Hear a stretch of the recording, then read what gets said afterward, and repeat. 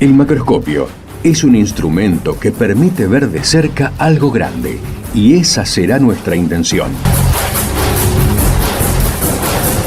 Acercarnos desde las pequeñas historias personales y sus recorridos al sistema científico nacional. ¿Quiénes lo conforman? ¿Cómo llegaron allí? ¿Desde dónde partieron? ¿Qué obstáculos tuvieron que sortear? Son solo algunas de las preguntas que estaremos contestando en nuestro programa. Les invitamos a escuchar estas trayectorias y a sus protagonistas.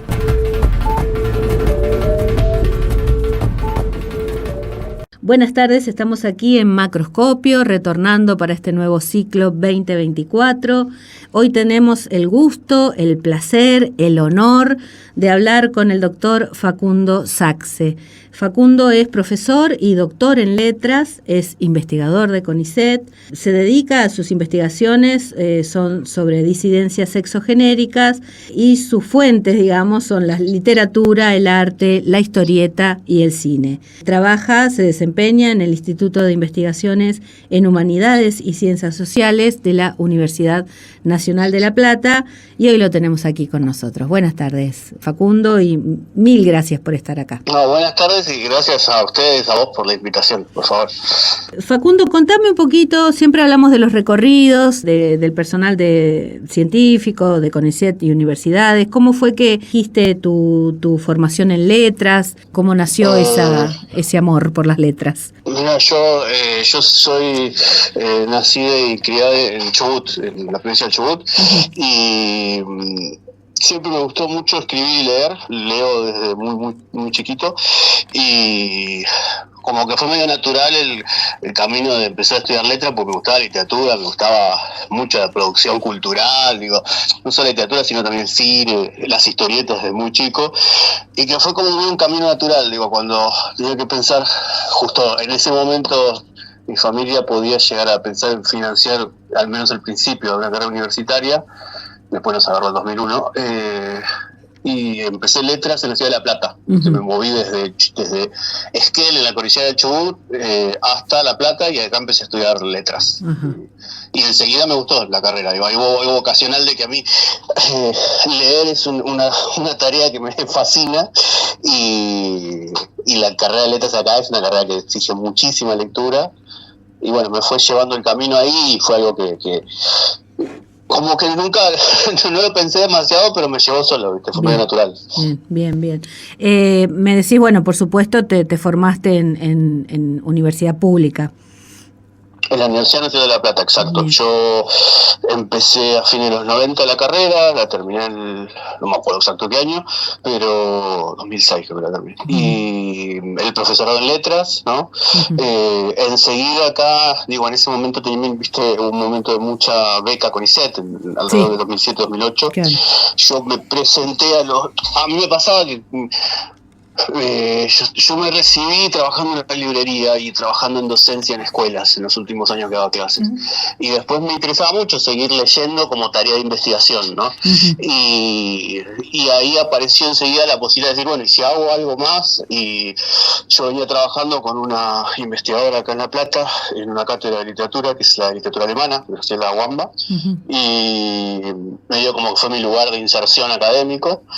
Y a partir de ahí dije, bueno, quiero trabajar en investigación, pero ¿con qué puedo trabajar en investigación? Y buscaba algo que a mí me resultara políticamente motivador, ¿no? Uh-huh.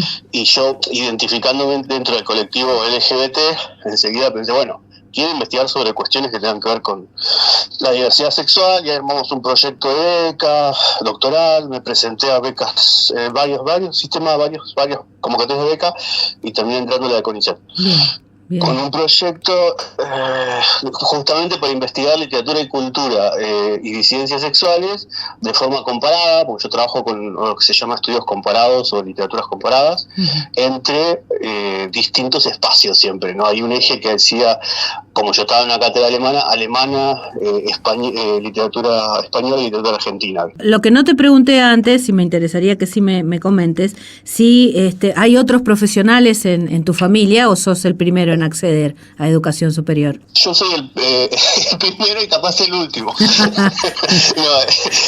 Esperemos que no. Esperemos que no, por supuesto. Pero no, yo soy el primero. El primero en tener un título de grado universitario y un título de posgrado universitario. Digo, como que en mi caso se cumple mucho algo de, digamos, no quiero decir el ascenso de clase, porque suena raro, pero la movilidad de clase a partir de los estudios universitarios, digo, ¿no? Claro. Realmente no, digo, mis viejos trabajaron toda la vida, pero vienen de clases precarias, digamos, de historias de pobreza, etcétera, y a partir de cierta mejora en algún momento nos pudieron ayudar a estudiar. Digo, yo después tuve que, digamos, gracias al financiamiento estatal pude hacer la carrera académica de investigación, porque previamente, aunque yo estaba en la universidad pública, digo, para poder tardé unos años más en recibirme, porque tenía que trabajé en escuela media, en librerías, en freelance, ¿viste? Esas cosas que haces para financiar tus estudios cuando después del 2001 se complicó todo bastante. Sí. ¿No? Bueno, entonces hiciste, esa beca en CONICET, te doctoraste y bueno, y después otra vez a concursar, otra vez a competir por el ingreso a carrera. Ahí ya tenías bien definido, bueno, ya lo tenías antes definido, ¿no? Pero ahí... Pero fue un proceso que lo fui definiendo con las becas también, ¿eh? Porque también digo, el campo de los estudios sobre ciencias sexuales es un campo aún hoy en día en formación, digo, ¿no? Imaginemos 2007-2008. Claro. Había muy poco, muy poco, estaba muy en germen todo todavía.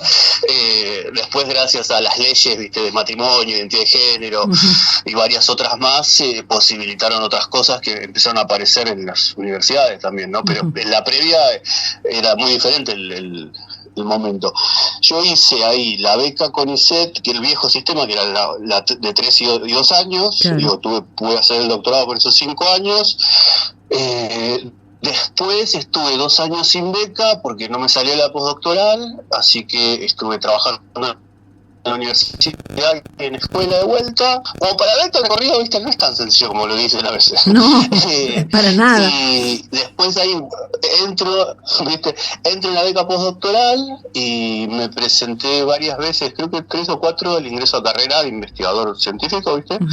Y la tercera vez tuve suerte y bueno, venía trabajando un montón para eso también, yo venía produciendo, a partir de que dije, bueno, a mí esto me interesa, existe la posibilidad de que pueda trabajar de esto, me da tiempo para producir conocimientos sobre cosas que a mí me parecen muy importantes y que creo que son vitales, y bueno, fui intentando hacer eso y terminó con el apoyo no solo de las personas que me formaron, de colegas, un montón de cosas.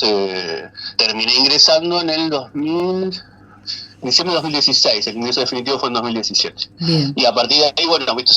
Entonces, ahí, después de un periodo que va del 2007 al 2015-16, es un montón de tiempo, yo estuve con todo el sistema de becas, ¿no? Ahí ingreso a CONICET y ahí seguí con todas las líneas de investigación que se fueron, como que yo fui desarrollando distintas líneas que las fui potenciando de distintas formas, pero que tenían que ver todas con disidencias sexuales y en un sentido amplio la representación cultural, los estudios culturales, qué pasa con la cultura y las disidencias sexuales, y algunas cuestiones que tienen que ver con la teoría ahí, dando vueltas, y nada, con eso entré a CONICET y el año pasado promocioné de asistente adjunto. Bien, o sea que estás haciendo los deberes. Sí, que a mí me gusta mucho y además trabaja, acá estamos en un grupo CONICET es una institución en la que tenés que trabajar un montón. Un montón, sí, pese a lo que creen y lo que dicen, se trabaja y se evalúa continuamente. Y también para ascender, ¿no? Para ascender también es un paso que no es menor, no es formal, no es que se da así porque sí, ni siquiera porque estás mucho tiempo en la categoría, sino que realmente tenés que presentar todos los antecedentes para que consideren que estás en condiciones de avanzar, ¿no? Sí, y yo ese nivel de exigencia que uno a veces también la pienso, digo, quiero seguir produciendo todo esto que, porque uno tiene que estar publicando artículos, evaluando, dirigiendo proyectos, y haciendo, es un montón de trabajo que, por supuesto, que a mí pero que también cada tanto uno vuelve a evaluar, digo, porque yo lo digo pensando en este contexto en el que nos acusan de ñoquis, ¿no? En general. Y si hay un lugar en el que no se es ñoqui, que no es el concepto. Ahí, no podemos. Justamente. Facundo, hacemos la primer pausa y volvemos en unos minutitos.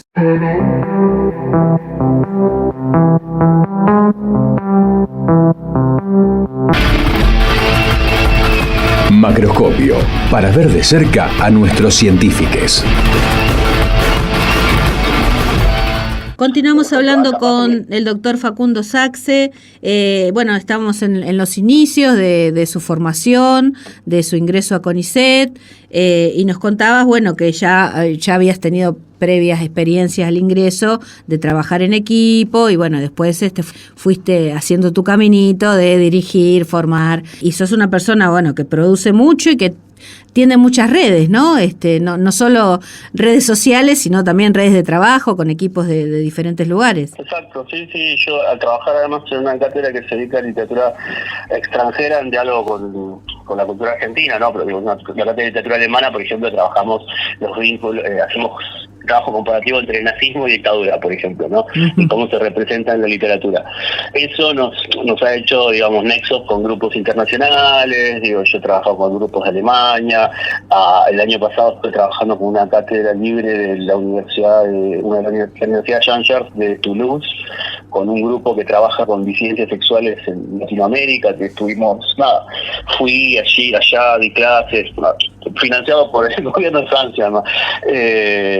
Pero bueno, digo, después tenemos vínculos con distintos, hay una red internacional de personas que trabajan con algunos de los materiales que nosotros trabajamos, pero también con disidencias sexuales, ¿no? Y eso permite cosas re interesantes a veces. Bien, obviamente. ¿Por qué, digamos, desde la producción cultural, digamos? Obviamente, bueno, vos sos de letras, la literatura, pero también abrevás en el cine, en las historietas, o sea, ¿cuánto material hay ahí también, no? Sí, a mí porque me gusta mucho trabajar, y creo que hay mucha potencia en el trabajo con la cultura masiva y la cultura popular, ¿no? Y ahí digo, a veces la literatura se trabaja desde lugares medio elitistas y quizá cuando rompes con la idea de la literatura canónica y no nos preocupamos tanto por la disciplina, sino que pensamos más el cine, la historieta, la literatura, no sé, los videojuegos, lo que podamos pensar, pero como continuos culturales que tienen que ver con que se relacionan con las representaciones de distintas cuestiones identitarias. Ahí a mí me interesa mucho no preocuparme tanto si estoy trabajando con cine o con historieta, sino viendo qué está ocurriendo con ese material cultural, ¿no? Como si fuera un continuo. A veces, más allá de que existe una especificidad de cada disciplina, a mí me da la sensación de que para trabajar con disidencias, cuando trabajamos globalmente la cultura, encontramos algunas cosas que pueden ser más interesantes, ¿no? O que pueden tener mucha potencia para investigar. Bien, también lo que contás de esta literatura canónica que hablas, también digamos los géneros de historietas, o sea que llamados entre comillas como cierta literatura géneros menores, también tienen una impronta muy importante en las disidencias y en los colectivos LGTBI. Exacto, ahí hay algo re interesante de pensar la literatura que queda fuera del canon, ¿no? Por ejemplo, ¿no? La que queda al margen, o el cine masivo, claro. O las historietas como muchas veces apreciadas como descarte, ¿no? Como basura, aunque yo no creo que sea basura, pero viste que hay alguna mirada de, bueno, sí, son cosas poco importantes. Claro. Ahora, en esas cosas poco importantes muchas veces quedan registros o huellas de vidas de las disidencias sexuales que quizás no pueden quedar en lo que entra en el canon, porque el canon estuvo históricamente mucho más disciplinado por el patriarcado, la cis heteronorma, etcétera. No iba a entrar nunca una representación trans, ¿no? No quiere decir que haya quedado el otro, pero el otro, al estar menos regulado, capaz que te quedan más huellas para trabajar. Se filtra. No sé. Es el cine de terror. Se pone a ver cine de terror y es interesante ver cómo funcionan los mecanismos disciplinadores del género y la sexualidad en el cine de terror, porque estás viendo los villanos, los monstruos del cine de terror de los 60 y los 70 tienen mucho que ver con las disidencias sexuales. Y capaz que es hasta un lugar peyorativo y discriminador, pero que queda una huella de algo que es interesante verlo desde el presente, y a veces capaz que lo que es un monstruo es algo negativo desde un lugar medianamente objetivo, pongámosle, cuando vas a ver lo que hicieron los públicos sexodisidentes, y capaz que se apropiaron y torcieron la cultura de otra forma. Total. ¿No? Creo que la otra vez hablamos un segundito de la Coca Sarli, ¿no? Sí, eso te iba a decir justo. Los públicos disidentes o la comunidad LGBT como espectadores de la Coca Sarli es muy distinto a lo que puede haber hecho un varón patriarcal, pongámosle, claro. Digo, ¿no? Como públicos, pensando. Sí, sí. Sí, totalmente. No, aparte, bueno, eso te iba a preguntar, ¿no? Tenés textos hablando de la coca monstruo o mostra, y que bueno, y que qué gran símbolo del cine nacional y también un símbolo sexual en todo sentido, que también es apropiado sí. por los feminismos, por las diversidades, ¿no? O sea, esto de las divas. Exacto. Nativas o de afuera, ¿no? También hay otras que también hablas de tus textos, como Mae West, Joan Crawford, mujeres que eran así, monstruosas en todo sentido, ¿no? Por sus formas, por sus actuaciones, por los lugares en donde las ponían. Así que eso me parece una riqueza increíble, todo ese análisis. Es que a mí me parece ahí que, bueno, primero soy fan de todo tipo de divas, digo, ¿no? Hay algo que me encanta de cómo funciona, pero también hay algo y si vamos a ver esas mujeres del pasado y las leemos desde un lugar más simple, y capaz que a veces sí fueron funcionales a un montón de mecanismos represivos y discriminadores, pero hay que pensarlas en contexto. Cuando pensás en contexto lo que hicieron, y es re subversivo. Lo que pasa es que si lo pienso de presente, por eso a mí me interesa ver cómo en el pasado las disidencias sexuales miraron algo y capaz que torcían lo que veíamos, digamos, ¿no? Totalmente. O yo también estuve trabajando a veces, como trabajo con cómic, con algunas representaciones, por ejemplo, cómo funcionan. Mi proyecto tiene que ver un poco algo teórico alrededor del archivo de la infancia y esta lectura del pasado, ¿no? Uh-huh. Y las disidencias. Las infancias buscan modelos de identificación a veces, y las infancias que se ubican dentro de las disidencias sexuales históricamente no han tenido modelos de identificación. No. Ahora, ¿eso significa que no se identificaron con nada? En realidad ahí hay trabajos de psicología queer hechos en distintos lugares y también de análisis cultural queer que ven que, por ejemplo, no sé, en los años 80 las infancias disidentes se identificaban con Shira, por ejemplo, o torcían de tal forma a tal personaje y lo llevan a un tipo de identificación que no es ni masculina ni femenina. Capaz que el objeto vos lo ves y Shira es una mujer hegemónica, claro, con pollera cortita, ¿no? Pero en realidad lo que están haciendo esas infantes es otra cosa. Por eso estoy en contra de la cancelación, porque a veces la cancelación te puede estar cancelando algo que no nos parece muy interesante desde el presente, pero hay que ver qué efectos tuvo en el pasado, ¿no? Claro. Y totalmente, y eso, bueno, también vos hablás de un registro de memoria, ¿no? Es precisamente eso, buscar qué se hace, digamos, cómo se resignifica o se significa eso que está en la historieta o está en el cine o está en la literatura, ¿no? ¿Qué hace la gente con eso? Lo mismo que con otros circuitos del arte, ¿no? O sea, uno se me ocurre, pinta un cuadro o en mi caso, saca una fotografía y después eso tiene vida propia o tiene una vida que le da al espectador. Eso me parece una vuelta de tuerca más que interesante para analizar.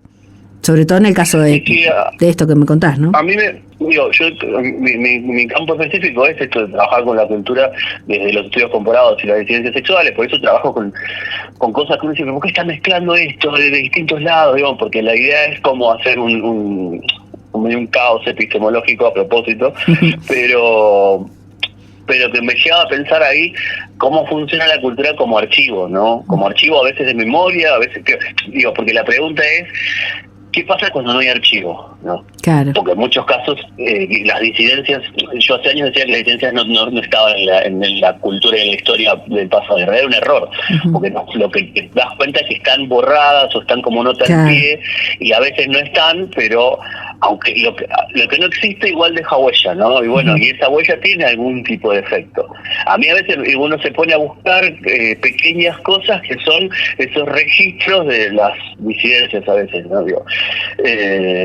Bueno, yo hace un tiempo hice un trabajo que me costó un poco de ataques en redes, que tuvo que ver con lo de Batman, etcétera, pero el inicio de ese trabajo tenía que ver cuando yo me puse a leer un libro libro, para hacer un artículo, un libro de un psiquiatra de los años 50, Frederick Berta, un psiquiatra estadounidense, que es considerado el libro que logra imponer un control y una censura en las historietas, para chicos, ¿no? Uh-huh. Y el libro es un horror, es un libro de los años 50 de un psiquiatra re prejuicioso, muy de la ciencia de esa época también. La ciencia de esa época no aceptaba identidades por fuera de la cis heteronorma, ¿no? Uh-huh. Pero en un momento entrevista a un niño, un adolescente que está internado en un psiquiátrico patologizado como homosexual. Uh-huh.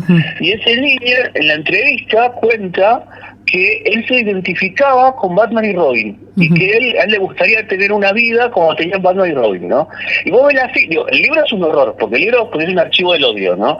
Pero la cita de este adolescente es maravillosa, porque es casi como, es un bajón porque le habrá pasado en la vida, Dios, ¿no? Pero al mismo tiempo esa cita te permite decir, pará, si en los 50 ya había adolescentes que leían así a Batman, uh-huh, ojo. Porque acá está viendo, hubo otras cosas que han sido borradas y quedan vestigios, a partir de eso fue, hay otros hallazgos más de estas identificaciones desde la disidencia sexual con Batman, pero a mí son pequeñas cosas, pero que para mí me parece que nos permite empezar el pasado para ver qué ocurre en nuestro presente y evitar las políticas que tienen que ver con la represión, la discriminación y la destrucción de las personas que no encajan en una norma binaria, por ejemplo, ¿no? Totalmente. No quisiera cortar ahora, pero cortamos unos minutitos más para escuchar un tema y volvemos.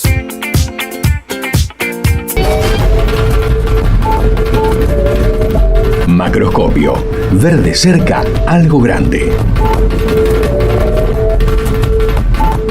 Continuamos hablando con Facundo Saxe. Bueno, estábamos hablando de historietas, de Batman, de todo lo que generó tu historieta, tu historieta, pues realmente fue una cosa totalmente bizarra, pero no vamos a ahondar sobre eso, sí comentar que que por investigar, por hacerlo con lo que tenés que hacer, por trabajar, por dedicar tu vida a lo que te gusta, formar recursos, cumplir con todos los requisitos de una institución de ciencia y técnica, y solamente por el tema de tu investigación has sido víctima, porque esa es la palabra en realidad, aunque uno no se sienta así en el momento en que pasa, de un hostigamiento que empezó en las redes y que siguió ya después a nivel personal, que te trajo aparejado un montón de complicaciones, y algo que me parece absolutamente injusto, y me solidarizo por estas barbaridades que te han pasado, que esperemos no vuelvan a ocurrir con vos ni con nadie, ¿no? Porque nadie tiene derecho a arruinarle la vida a una persona simplemente porque piensa que lo que hace no está bien, o no le interesa, o no sirve.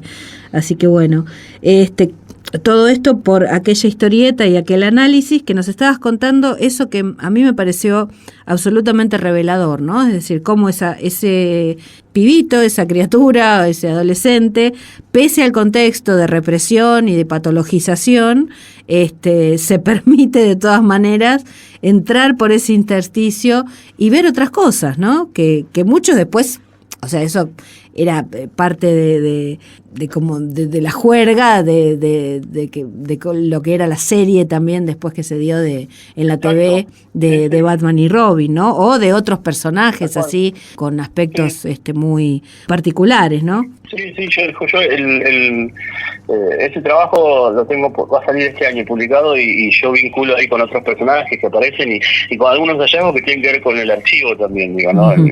En pensando en cómo en las historietas quedan impregnadas algunas de estas cosas, quedan huellas y se relacionan, no sé, hay un poeta argentino también que podríamos leerlo como poeta queer o marica, que se llama Osvaldo Bossi, uh-huh, que tiene un par de poemarios en los que él retoma la figura de Batman y Robin a partir de la serie audiovisual de los 60, uh-huh, la serie de Adam West. Obvio. y él los lee como pareja. Son unos poemas hermosísimos.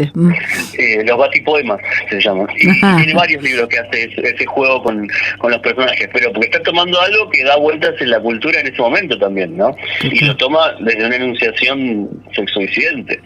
A mí yo te quería sumar, te agradezco un montón lo que dijiste antes, por favor, Sandra, gracias por la solidaridad. Y pensaba yo, a mí me ha pasado que por trabajar estos temas y porque pongo títulos llamativos, ¿no? A veces ha sido como una de las razones para más justificar estos ataques violentos, amenazas, las cosas que me han pasado. Pero a mí me ha pasado que digo, por supuesto, yo puedo poner un título que sea gracioso, ¿no? Digo, lo que sea, pero no, hay algo a veces me parece que más que, viste, cuando te asignan la responsabilidad de algo que hiciste, vos decís, pero ¿qué fue lo que hice? Y en realidad yo no hice más nada que estar viviendo y trabajando como cualquier otra persona, solamente que me identifico dentro de las disidencias sexuales y trabajo con cosas que tienen que ver con disidencias sexuales, y escribir Ano o el Batman, o Ano dilatado o historieta anal o lo que sea de Batman, o hablar de políticas anales, es como en realidad como que estuviera escribiendo cualquier cosa, digo, es algo totalmente natural, no es que yo esté buscando una palabra para buscar un efecto, digo, claro. Es como si estuviera respirando, por eso, ¿viste? Lo que pasa es que molesta como capaz la forma en la que una respira, ¿viste? Digo, pensando justamente en que yo creo que lo que aparece ahí también es un pánico anal, sería teóricamente el concepto, porque es como un pánico a hablar de la sexualidad de Batman o del ano de Batman, con un montón de otras justificaciones, pero es como cómo se va a hablar de algo que, digo, Batman conceptualmente como personaje del patriarcado, porque Batman es un personaje del patriarcado también, es un personaje de ano castrado, digo, del ano de los varones patriarcales es algo de lo que no se puede hablar históricamente, ¿no?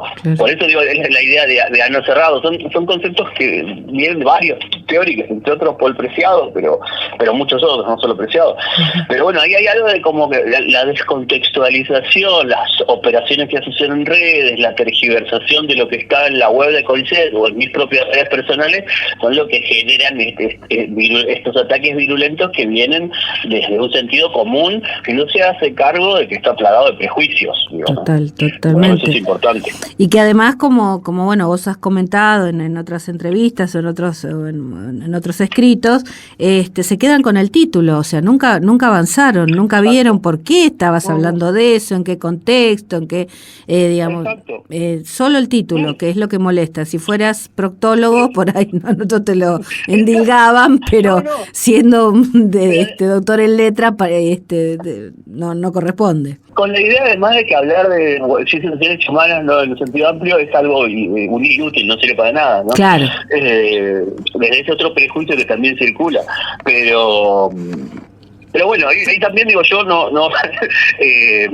hay mucha tergiversación porque, digo, si yo descontextualizo, no sé, presentamos juntos una ponencia de investigación porque nos gusta por fuera de nuestro trabajo, digo, oficial, sobre la Coca Sarli, ¿no? En un congreso de cine. Y ponemos un título que hable sobre, no sé, yo estoy leyendo un libro brillante de una investigadora canadiense, creo que se llama Victoria Roetalo, en el que, entre otras cosas, analiza cómo se borraron algunas de las escenas lesbianas de la Coca Sarli en sus películas, por censura. Claro. Y hablamos, no sé, el lesbianismo está de Sarli, ¿no? Por supuesto, nos van a acusar de cómo hablamos de eso, y estamos trabajando en un congreso de cine específico, algo que estamos haciendo capaz por fuera de la tarea de CONICET, pero al mismo tiempo, como uno tiene un currículum que va tomando todo, digo, como hay un problema de cómo se leen los materiales en la web de CONICET y todo esto. Porque la web de CONICET está todo, hay un montón de cosas producidas que yo hice que no trabajaba para CONICET, por ejemplo. Claro. Pero como te sube el currículum, digo, y ahí como hay una gran bola de desinformación, que es lo que generan Twitter y las redes, pero que es algo de lo que es muy difícil combatir también, ¿no? Claro. Pero bueno, y también me parece que apunta lo que decís vos, ¿no? Digamos, un prejuicio concreto, como que hay cosas que no se hablan, un gran tabú, ¿no? Sobre eso que, bueno, que cae, no importa desde qué lugar se lo haga. Si vamos a hablar del ano de alguien, no corresponde, no es ciencia, excepto, insisto, que es un tema médico, no aplica, no es ciencia, no hay que tiene que ir una pérdida de tiempo y no sirve, y a quien le interesa, o esa cosa de utilidad, ¿no? De que todo tiene que ser una... Todo tiene que tener una utilidad capitalista. Además, ¿no? Obviamente, lo único que sirve es la ciencia convertida en producto, o mercantilizada, o obedeciendo al negocio, y resulta que no es así, sobre todo en cuestiones de ciencias sociales y humanas, ¿no? Porque esto además tiene que ver con la cultura, que es casi, o sea, es como respirar, es absolutamente imprescindible e importante para nosotros. Mirá ahora en este contexto tan hostil que estamos transitando, o casualidad, la cultura está tan vapuleada y atacada como la ciencia y la tecnología. Más claro que eso, es imposible. Todo proceso ideológicamente conservador, lo primero que hace es atacar a los espacios de producción, los espacios de producción de conocimiento, que a veces son no funcionales al sistema, de acuerdo, pero al mismo tiempo son espacios que contienen su propia crítica, la ciencia, como en un sentido amplio, también contiene a quienes critican los paradigmas científicos. La ciencia ha sido, yo critico a cosas de la ciencia porque ha sido patriarcal, violenta con las mujeres, no ha dejado que produzcan conocimiento ni mujeres ni disidencia. Bueno, todo eso es parte de algo que criticamos desde adentro, pero que seguimos pensando, ¿no? Y me parece que ahí, por eso se atacan esos espacios. Fíjate, voy a hacer un comentario que nada que ver, pero que tiene que ver con esto que hablamos de cultura. ¿Viste la serie de los años 80, B Invasión? Obviamente, tengo el póster en mi oficina. De Invasión, que está todo para ver en HBO ahora, si la quieren ver en Max, en un stream. Si mirás la primera miniserie, originalmente iba a ser una serie sobre nazismo, nada que ver, pero como que la cambian porque no les sirve el tema, entonces la hacen sobre extraterrestres. Estos extraterrestres que vienen a imponer una especie de supuesta buena alianza con los humanos, pero que en realidad vienen a destruir a los humanos y a llevarse todos los recursos, se hacen los buenos, pero imponen un pensamiento único, totalitario, y a los primeros que atacan en la serie son los científicos. Y los únicos que se dan cuenta de que estos extraterrestres dicen que van a traer libertad, pero en realidad traen nazismo, son los sobrevivientes del Holocausto. Claro. Está marcado en un par de momentos. Es bastante obvia el paralelismo entre lo que pasa el nazismo y los extraterrestres estos, pero a mí cuando la vi, hace poco la vi de vuelta, porque ya la vi en los 80, ¿no? Y cuando la vi dije, mirá qué bueno, qué interesante que tomen que a quienes atacan primero son a los científicos, porque son algunos de los que pueden desnudar sus verdaderas intenciones. Así que ahí está, hay que verla esa serie, porque además es un clásico, ya es un clásico. Es un clásico y no envejeció mal, la ves y está buena. Sí, no, tiene buenos, o sea, no se nota que es de tanto tiempo atrás, todavía está muy actual. Facundo, hacemos la última pausa y continuamos en unos minutos. Macroscopio. Investigar. ¿Para qué? Continuamos hablando con el doctor Facundo Sachse ya en este último bloque que se nos pasó, pero hipervolando. Todo tan interesante, siempre lo que cuenta y cómo lo cuenta y con la pasión con que lo cuenta. Ahora estás, con otras publicaciones, con otros proyectos. Contanos un poco hacia dónde va Facundo hoy. Bien, te digo, oficialmente yo, mi gran tema de CONICET es trabajar con ciencias exogenéticas, archivo y memoria desde la perspectiva comparada, comparando el periodo Alemania nazi y posguerra con Argentina y la dictadura, ¿no? A partir de eso yo lo que estoy intentando es desarrollar una especie de, no digo teoría, pero una categoría teórica para pensar el archivo cuando no hay archivo, ¿no? Y estoy con 3 o 4 líneas de investigación alrededor de eso.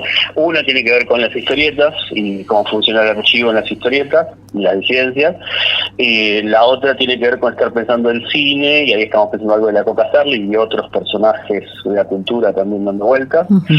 Y algo que a mí me interesa mucho, que también se relaciona con esta idea del archivo, es el símbolo del triángulo rosa, que fue el símbolo de los sobrevivientes, que fue el símbolo utilizado por los nazis para encarcelar a prisioneros homosexuales, ¿no? En los campos de concentración. Ese símbolo quedó como un símbolo en los 50, en los movimientos de liberación de los 60 y los 70 también muy importante, y vuelve a aparecer en otros espacios culturales. Y acá en Argentina aparecen varias cosas en varias producciones de las últimas décadas de las disidencias, y estoy ahí haciendo como un rastreo de las apariciones del triángulo rosa en la cultura argentina, cruzadas con pensar el archivo y dándole vueltas un poco a eso, ¿no? Ahora específicamente estoy trabajando con lo de la coca porque queríamos hacer un artículo que piensa cómo funciona la figura de Isabel Sarli como un archivo de las disidencias sexuales, ¿no? Digamos, más o menos le estoy dando vueltas a la idea de archivos de las disidencias, pero no archivo físico material que quede, sino un archivo conceptual que tiene que ver más con la huella de lo que no queda, ¿no? De lo que se borró. Pero a partir de eso encontrás pequeños vestigios, que es lo que te permiten hacer algunas conexiones culturales entre cosas de distintos momentos y decir, bueno, así como en los 20 estaba pasando tal cosa con las disidencias, que se borró de la cultura, se repite algo parecido en tal momento, que no queda nada, pero nos queda una nota al pie en un libro, o una película que se borró tal parte y se encontró tal cosa. Bueno, todas esas cosas conectadas a mí me permiten mirar hacia el pasado y ver formas de leer el pasado que intentan, no te digo recuperar, porque a veces es muy difícil recuperar, pero sí pensar qué políticas se usaron para invisibilizar a veces, por ejemplo. A veces me voy en unas derivas teóricas que parecen complicadas, pero que después, cuando voy a los materiales, son más, se las nota más, digo, ¿no? Y a mí me interesa mucho más el pensar todo eso en relación con los procesos también subjetivos, con pensar cómo funciona la docencia, cómo funciona la lectura, cómo, digo, uno puede empezar a pensar el archivo de la coca Sarli, el archivo de las disidencias, los triángulos rosas y todas esas cosas que parecen muy grandes, pero esos procesos macro también se reproducen en nuestras vidas a nivel micro, digo, cómo hemos atravesado procesos de represión, de discriminación, de violencia a nivel individual, es casi un correlato de lo que también ha pasado a nivel colectivo, de acuerdo a las distintas generaciones, edades, lugares donde hemos vivido, ¿no? Hay un concepto que yo uso, que es una investigadora feminista queer chicana, que es León Saldúa, que es autohistoria, que le usa mucho Val Flores también, y Val Flores es otra teórica argentina que yo sigo, y piensan un poco esto, ¿no? De, bueno, cómo pensar la historia desde lo subjetivo, pero también desde lo colectivo, ¿no? Y ahí a mí me parece que a veces las conexiones que se hacen son potentes e interesantes para pensar el presente de las disidencias sexuales y el futuro, y por qué se explican muchas de las cosas que ocurren en nuestro presente si miramos hacia atrás, ¿no? Exacto, sí. Sí, porque continúan siendo, yo pensaba en algún momento, bueno, desde que hice el contacto, hablamos y eso, eso, ¿no? También, ¿no? Otra vez, la discriminación, otra vez la violencia, pero, seguimos. Creo que un dato que al que llegué yo la otra vez, porque esto era para doy clases también, ¿no? Me gustaba clases también, en seminarios y en la universidad, y yo doy clases en muchos posgrados que tienen que ver con género, y en uno doy clases en un seminario que se llama Cuerpo y Archivo, en la UNTREF. Y ahí veníamos trabajando con los procesos de cómo funcionan, para pensar los archivos, las leyes represivas sobre la diversidad sexual, sobre la disidencia sexual, ¿no? Y siempre está la idea de que en Argentina no hubo leyes específicas, que en otros países pasa lo mismo. Digo, en Estados Unidos, en Alemania existía un parágrafo que es el 175 que prohibía la homosexualidad masculina, que estuvo vigente durante mucho tiempo. En Argentina no tenemos una ley que diga la homosexualidad está prohibida, ¿no? Eso históricamente durante mucho tiempo se dijo eso, pero sí hay otras leyes que se utilizan, otras figuras, como no sé, la figura de amoralidad, claro. Los o estos que ahora no recuerdo el nombre, algunas leyes prohibitivas municipales, provinciales, edictos, sí, los edictos policiales, exacto, que utilizan otras figuras que no dicen homosexualidad, sino que dicen cosas como amoralidad para perseguir a las disidencias, ¿no? Sí. Ahora, hay un dato que es re interesante, que es, la otra vez yo llegué al dato de que el código electoral de la provincia de Buenos Aires, estoy trabajando, mira, con literatura, cine y historieta llegué a eso, que es el código que rige cómo se hacen las elecciones. Sí. Hasta 1990 prohibía el voto homosexual. Lo dice, vos buscás el código electoral, provincia de Buenos Aires, hasta 1990 dice, no, por el inciso dice prohibición, de qué personas tienen prohibido el voto, hay un montón, y figuran homosexuales por razones de indignidad. Y estamos hablando de 1990. Y cuando eso ocurre, hubo todo en su momento, las organizaciones en la postdictadura reclamaron que eso se cayera, etcétera. Pero fíjate que y cuando vas a preguntar, dice, bueno, eso nunca se aplicó. ¿Cómo vas a aplicar prohibir el voto, con prohibir la ley? No se aplicó, pero ¿cuánto de eso se usó para evitar que voten, por ejemplo, personas trans o travestis? Claro. Porque homosexualidad de lo represivo es todo, ¿viste? Sí, sí. ¿Cuánto de eso tuvo que ver con qué marca tenías si no podías hacer el servicio militar obligatorio? Claro. ¿No? Porque esa marca a veces estaba en el DNI. Y todo eso son cosas que no están mucho, no es que yo sea de historia y esté trabajando, pero son cosas que tienen que ver con decir, che, no estamos tan lejos de eso. Y fíjate, se supone que no hubo nunca leyes represivas. Y en realidad sí las hubo. Tenemos un caso. Totalmente, de eso, totalmente. Y si nos ponemos a investigar, seguramente va a haber más. Pero bueno, esa es la teoría, me parece a mí, de las investigaciones de las disidencias sexuales, que es empezar a mirar todo lo que ya fue mirado, pero nunca fue mirado desde estas posiciones. Desde precisamente, claro, desde esas miradas. Porque nunca ha sido, acá en La Plata tenemos existe la CPM, que es la Comisión Provincial de la Memoria, que guarda el archivo de lo que fue la DITBA, que es la inteligencia de la provincia de Buenos Aires. Y ese, bueno, es un archivo con un montón de cosas tremendas, de inteligencia, de dictadura, antes y después, espantosas, pero hasta que no empezaron a trabajar personas que tuvieran una mirada desde la diversidad o las disidencias, no se había registrado que en los expedientes había persecución a gays, lesbianas, trans. Claro. Porque como hasta que digo, es algo histórico que tiene que ver con los procesos de producción de conocimiento. Hasta que las mujeres no empezaron a producir el conocimiento nunca, las mujeres eran vistas desde una mirada de la ciencia patriarcal. Eso tuvo que venir la segunda oleada de los 60-70 para que exista la teoría feminista y eso ocurra, ¿no? Bueno, algo parecido pasa con las disidencias, que también están en diálogo y son parte de las teorías feministas. No, y aparte de esas miradas, las de aquellas mujeres, de estas mujeres de hoy, las de las disidencias, enriquecen.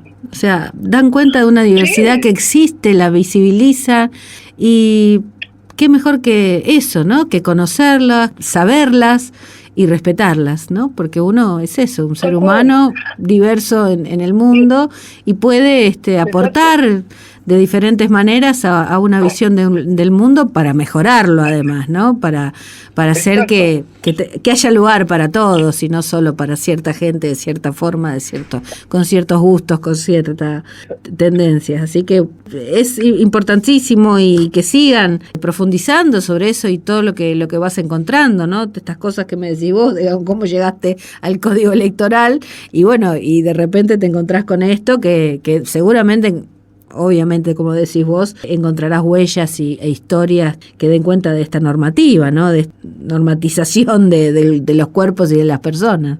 Tal cual, sí, y para mí me parece que estamos en un momento muy importante hay mucha, yo soy una persona de un montón más que está haciendo cosas, pensando, investigando sobre disidencias y pensando estas formas de la producción de conocimiento, ¿no? En diversas áreas, y está ocurriendo, y no en CONICET y fuera de CONICET, y también todo lo que vemos de reacción de odio contra la diversidad, contra la disidencia, contra el feminismo, ¿no? Que vemos sobre todo cuando pensamos los aparatos de cómo manejan las redes sociales, etcétera. Todo eso reacciona a todo esto que está pasando, que, como bien vos decís, amplía, ¿no? Amplía derechos, amplía la posibilidad de pensar vidas, ¿no? Si nos ponemos a pensar, yo tengo 43 años, agarrás a cualquiera que se identifique hoy en día dentro de la disidencia sexual de mi edad, y la mayoría no tuvimos infancias sexodisidentes. Claro. Y eso es muy distinto a cómo estás pensando hoy. Total. Y es buenísimo que eso ocurra. Claro. Y ahorita estás viendo algo que, che, esto es repotente, porque lo que puede llegar a pasar esto en el futuro le hace bien a la humanidad, digo, ¿no? Y las reacciones, creo que tienen que ver con eso, con los avances, ¿no? Que es histórico. Todo avance genera estas reacciones en contra. Totalmente. Pero yo tengo la sensación de que es tan fuerte el avance que es muy difícil detener algo que implica, digo, quien tiene una vida vivible después de no haberla tenido. Vivible es un concepto medio de Butler y otras, pero esta idea de que podés tener una vida, porque hay personas que no han tenido vidas vivibles, no te la sacan tan fácil. No te la van a, quiero decir, no podés, no volvés al closet, ¿no? Digo, exacto, ni a la casa ni al closet. Reivindicamos la ciencia sexodiciente o la ciencia anal o lo que sea, como queramos llamarlo, en los grupos, las redes que yo manejo. Hace años que largaron una frase que me parecía buenísima, que era: el closet científico, no volvemos nunca más. Exacto. ¿No? Digo, porque estamos fuera del closet ya. Ya estamos. Bueno, Facundo, te agradezco, pero infinitamente, y todo tu tiempo, todo lo que nos has contado. Espero que escuchen, que entiendan, que dejen de lado el prejuicio y disfruten de alguien que hace lo que hace por pasión, y investiga y respira, y esa es su vida, y lo celebramos profundamente. Así que bueno, gracias por todo este tiempo. No, gracias a vos, Sandra, y gracias a ustedes, por favor, me encantó. Estamos en contacto. Hoy escuchamos en Macroscopio Padam Padam por Kylie Minogue, Bad Girls por Donna Summer, A quién le importa por Fangoria y Por no estar por Chocolate Remix. Nos encontramos el próximo lunes, como siempre, en FM Universidad. Operación técnica Beco Blanco. Los saluda Sandra Nicosia.